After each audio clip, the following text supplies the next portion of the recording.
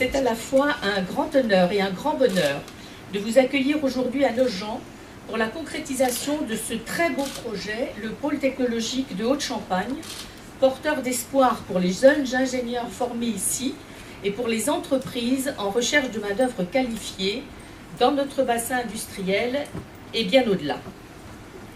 La métallurgie est fortement ancrée sur notre territoire et depuis fort longtemps. Nogent a d'abord été reine de la coutellerie, à son apogée fin 19e, début 20e. Mais la concurrence étrangère, asiatique déjà, liée à la standardisation des produits, un individualisme forcené, l'absence de vision d'avenir, semblait nous condamner irrémédiablement à ne garder que quelques productions haut de gamme, emblèmes de nos nombreux meilleurs ouvriers de France. Mais sous l'impulsion de quelques entrepreneurs audacieux et visionnaires, ce territoire va connaître une véritable révolution.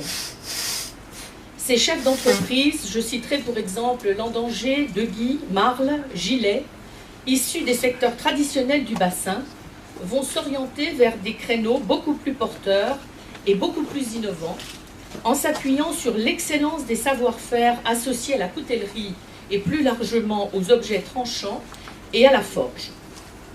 Ce sont les secteurs du médical et de l'automobile surtout, mais aussi de l'aéronautique, de l'outillage à main. Aujourd'hui, ils sont pour l'essentiel leaders dans leur domaine, au niveau européen pour certains, mondial pour d'autres. L'UTT a été créé à Troyes, il y a 20 ans à peine, où elle accueille 2600 étudiants dans 5 formations d'ingénieurs, 9 spécialités de master, 3 licences pro et un programme doctoral en propre. L'ensemble de ces programmes de formation est adossé à 8 équipes de recherche au sein de l'Institut Charles Delaunay. Et à la rentrée 2016, l'UTT ouvre 3 masters spécialisés, une nouvelle formation d'ingénieur à Reims avec l'URCA, et étend à Charleville la formation par apprentissage qu'elle a lancée à Nogent.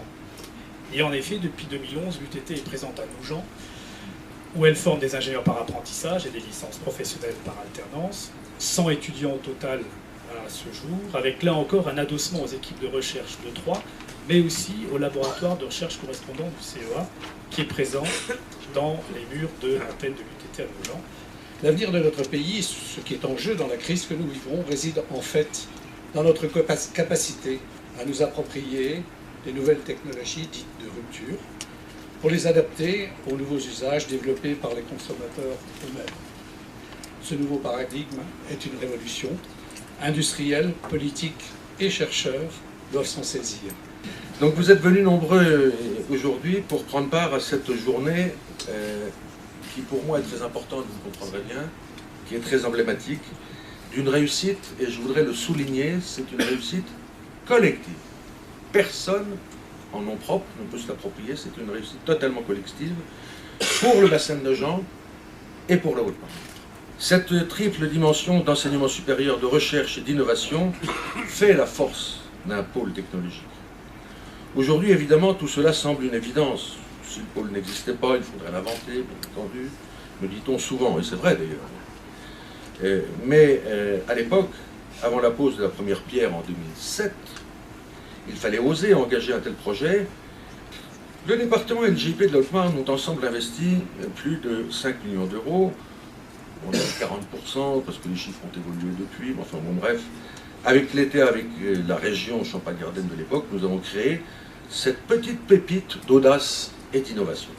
Presque 10 ans après la pose de la première pierre, à ce revue bientôt terminé, la Haute-Marne accueille un centre de recherche avec le CRIT, un laboratoire commun avec le Commissariat à l'énergie atomique et aux énergies alternatives, une antenne très dynamique de l'UTT.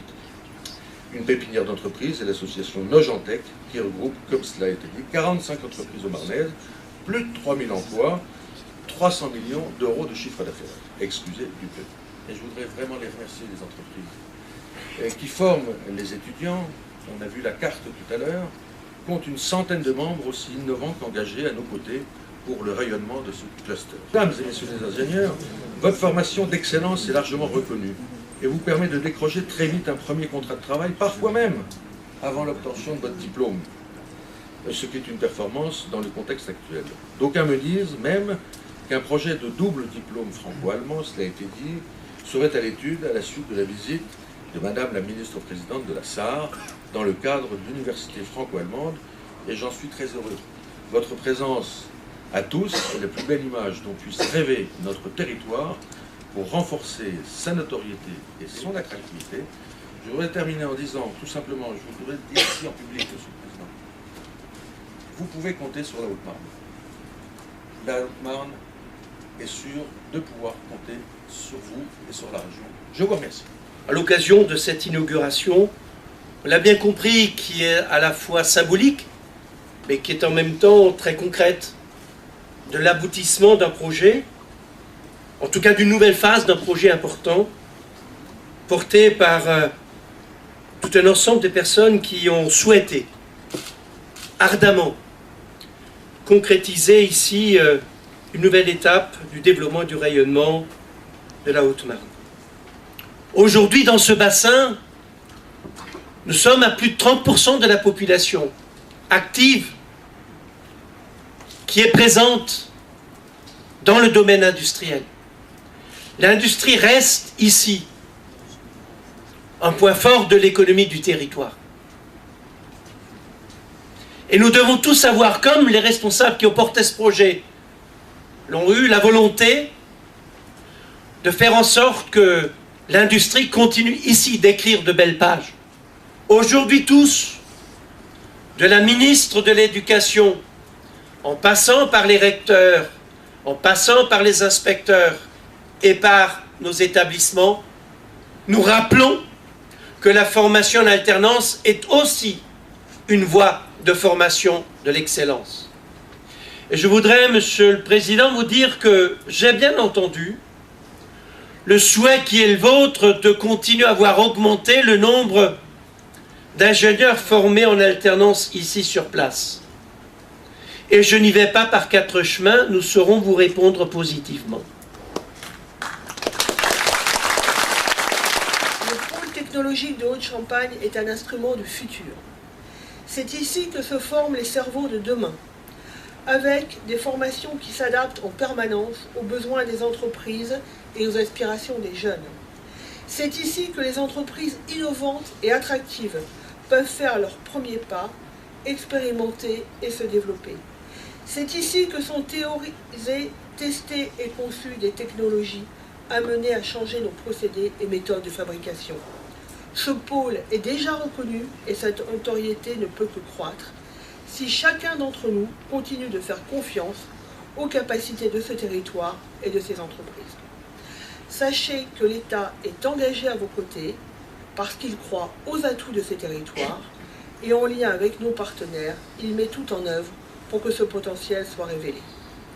Au vu de tout ce qui a été réalisé jusqu'à présent, je n'ai aucun doute que nous serons amenés à nous revoir prochainement pour célébrer de beaux, talentueux et nouveaux succès.